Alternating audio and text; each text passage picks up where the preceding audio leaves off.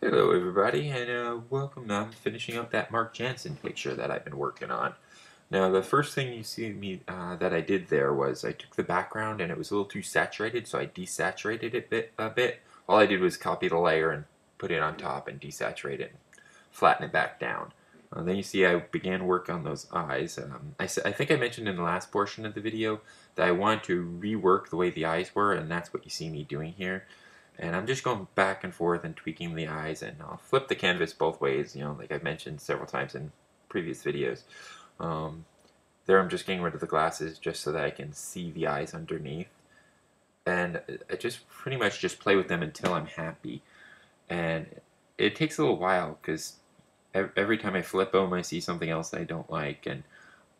But eventually I do work it out to where I am happy with them. And later on, you'll see me add in like a highlight and lighten up the eye itself a little bit, even though it's not like that in the reference photo. Pictures just seem to pop a little bit more when they have that little spot of light on the eyes.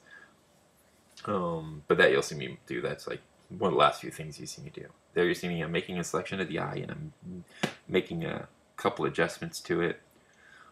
It's one of the things I love about Photoshop is the ability to do that, to take something apart and adjust it accordingly, because I'm a huge fan of the adjustment tools. I will use them a lot. Yeah, whether it's the warp tool or just transforming it, that is something I work on frequently. Um, I remember when I would be working on portraits in pencil, hating when I'd find something wrong with the eye and then I'd have to erase almost right back to the paper and redraw it and redo it again. It was just a long drawn out process. And I can be slightly a perfectionist when it comes to that, and now it's just a pain. So I think I'm about to add the texture. Yep, there it is. And there I'm adding the texture, and it's a texture that I made. I took that picture and I desaturated it so it's black and white. And now I'm going to fit it over the flesh portions of it. I'm trying to see if I want an overlay or soft light. I think I ended up staying with the soft light as far as the layer mode. And there I'm masking out the portions that are not actually over the skin. So that's what you see me doing here. I think any minute now I'll probably turn off the background just to aid me seeing where I have to do it, or maybe I don't do that. Might do that later, just to make sure that I get all the pieces that are over parts I don't. There I did it. Just so I can get rid of all the texture over ports I don't not want it over, and I'm using a mask for that rather than erasing it out. Just in case I make a mistake, I could always put it back in. And then after I'm done masking it out, I'll put it back to, oh, that's it. I turned it to a normal layer so I could see it more clear. Now I'm taking off the portion that's over the eyes because I didn't want the texture on the eyes themselves. And I'm lowering the opacity way down because it's really only add some visual noise for slight imperfections in the skin and the pores and whatnot.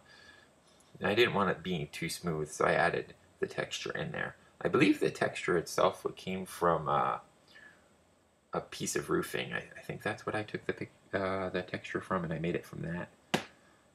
So there, I cleaned it up, and now it's already flattened down. Now I'm going through cleaning up some edges, and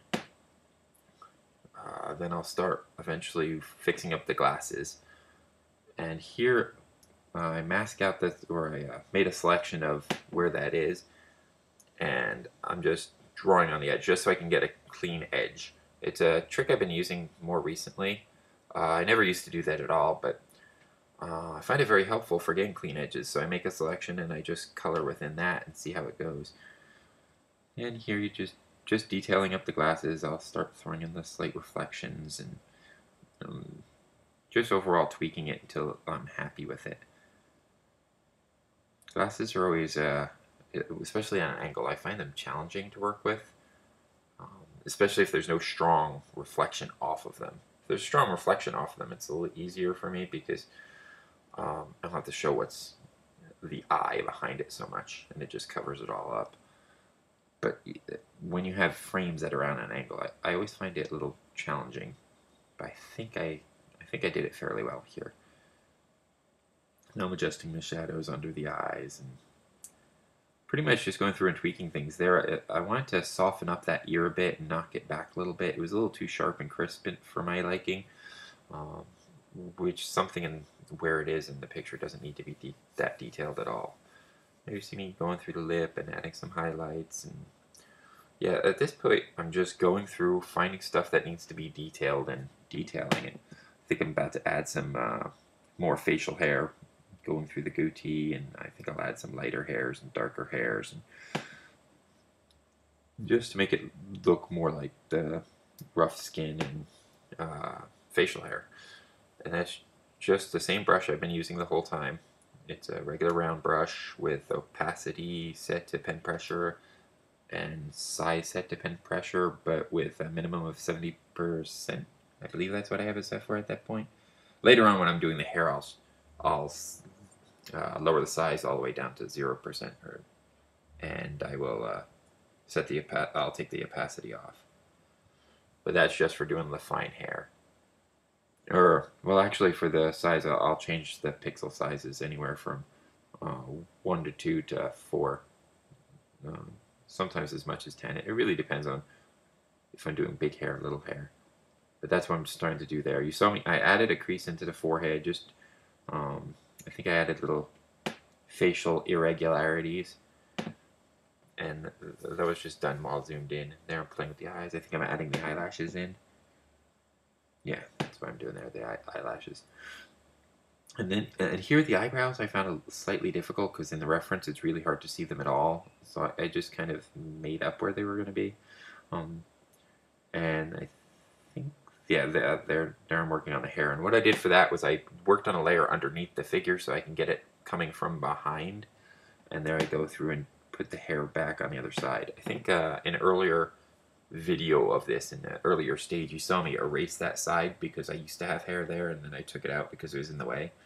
And there I was just adding it back in.